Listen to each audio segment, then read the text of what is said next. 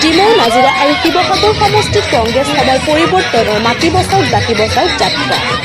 আজি প্ৰদেশ কংগ্ৰেছৰ সভাপতি গৌৰৱ গগৈ নেতৃত্বত কংগ্ৰেছৰ পৰিৱৰ্তন যাত্ৰাৰ উপলক্ষে শিৱসাগৰ, ডিমৌ আৰু নাজিৰা সমষ্টিত চলোৱা দলীয় কাৰ্যসূচীত নাজিৰাৰ বিধায়ক দেৱব্ৰত শইকীয়া, তিতাবৰৰ বিধায়ক ভাস্কৰ বৰুৱা, সাংসদ প্ৰদ্যুৎ বৰদলৈ, জিলা কংগ্ৰেছৰ সভাপতি অজয় কুমাৰ গগৈকে ধৰি বহুকেইজন কংগ্ৰেছ নেতা কৰ্মী উপস্থিত থাকে। অনাগত সময়ত কংগ্ৰেছ চৰকাৰ হ'লে জনপ্ৰিয় শিল্পী জুবিন গাৰ্গক ন্যায় প্ৰদান কৰোৱাৰ কথা কোৱাৰ লগতে গৌৰৱ গগৈয়ে জুবিন ক্ষেত্ৰৰ অপৰিষ্কাৰ আৰু নিৰ্মাণ প্ৰক্ৰিয়া লেহেমীয়া হৈ আছে বুলি মুখ্যমন্ত্ৰীক তীব্ৰ সমালোচনা কৰে। তাৎপৰ্যপূৰ্ণভাৱে প্ৰদেশ কংগ্ৰেছৰ সভাপতিজনে মুখ্যমন্ত্ৰীয়ে জুবিন আদৰ্শ ৰাইজৰ মাজত জীয়াই ৰাখিব নিবিচাৰে বুলি মন্তব্য কৰা সমান্তৰালকৈ মিত্ৰ প্ৰসংগত ৰাইজৰ দলৰ সভাপতি অখিল গগৈ প্ৰক্ৰিয়াৰ বাবেহে বাট চাই আছো বুলি কয়।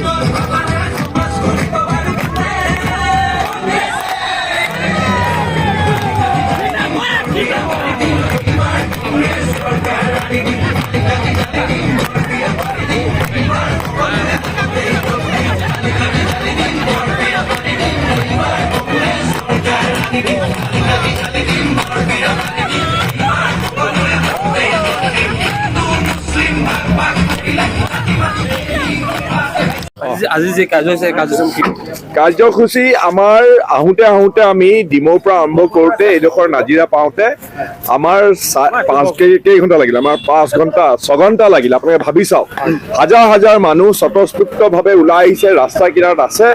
আমাৰ যিটো প্ৰগ্ৰেম আমি একেবাৰে সেইটো মানে একেবাৰে লাহেকৈ এনেকুৱা আহিব লগা হৈছে, বাটে বাটে ৰাখিছে মানুহে। আমাৰ সভাপতিক গামোচা পিন্ধাইছে, কথা ক'বলৈ দাবী জনাইছে, মানে মানুহে যেনেকৈ স্বতঃস্ফূৰ্তভাৱে ওলাই আহিছে। এইটো অভূতপূৰ্ব কংগ্ৰেছৰ এটা জোৱাৰ উজনি অসমত চাৰিওফালে এনেকুৱা এটা জোৱাৰ আহিছে যে মানুহৰ এই ভাৱ ভংগিমা, মানুহৰ কথা বতৰা, উৎসাহ দেখি আমি গম পাইছোঁ যে এইবাৰ কংগ্ৰেছে অসমৰ অন্য জেগাৰ লগতে উজনি অসমত এটা ধুমুহাৰ সৃষ্টি কৰিছে। মিত্ৰতা আমাৰ কথা বতৰা চলি আছে। আমি খালি এটাই কৈছোঁ যে আমিও এৰা ধৰা কৰিব লাগিব, বাকী দলকেইটাইও কৰিব লাগিব। আমাৰ এটা এৰা ধৰাৰ মাজেৰে আমি এটা শক্তিশালী বিৰোধী ঐক্য মৰ্চা এটা আমি স্থাপন কৰাটো বিচাৰিছোঁ আৰু বহুত দূৰ আগবাঢ়িছোঁ। সৰু সুৰা দুটা এটা কথাৰ কাৰণে অলপ ক'ৰবাত কেৰুণ ধৰিছে, কিন্তু সেইবিলাক আমি আঁতৰাই লওঁ। অখিল গগৈ কৈছে আজি ৰাতি 12 বজাৰ পিছত মই মুখ খুলিম বুলি কৈছে মিত্ৰতাণ্ডৱত। অখিল গগৈ মানে মইনো কি ক'ম আৰু, তেখেতে বহুত ধৰণৰ কথা কয়, আমিও তেখেতক অলপ সংযম ধৰিবৰ কাৰণে মই অনুৰোধ জনাম, কাৰণ আমিতো আৰু মিত্ৰতা বিচাৰিছো যেতিয়া আৰু তাত এৰা ধৰাটো কৰিবই লাগিব, নহয় জানো? ঠিক আছে।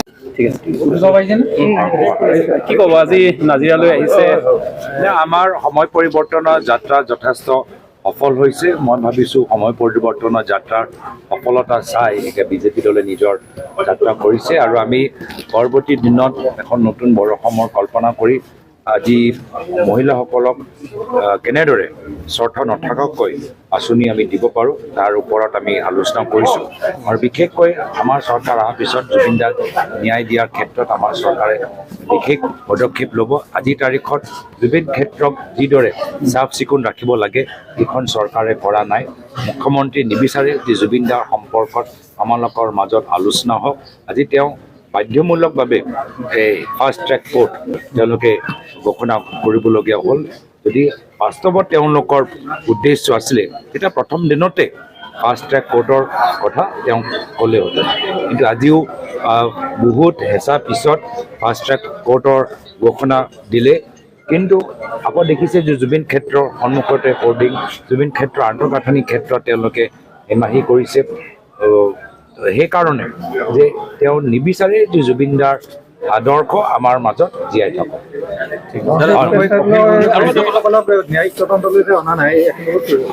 মই কৈছোঁ তেওঁ বাস্তৱ ন্যায় নিবিচাৰে। তেওঁ জুবিন দাৰ আদৰ্শবোৰ ৰাইজৰ মাজত জীয়াই ৰাখিবলৈ নিবিচাৰে। জুবিন দাৰ যে স্পষ্টবাদী তেওঁৰ যে ব্যক্তিত্ব, এই ৰাইজে যে পাহৰি থাকক সেয়া হ'ল তেওঁলোকৰ কামনা। জুবিন ক্ষেত্ৰলৈ যে যি হেমাহি বৰ্তমান চৰকাৰে কৰিছে তাক লৈ কংগ্ৰেছ দলে গৰিহণা দিছে।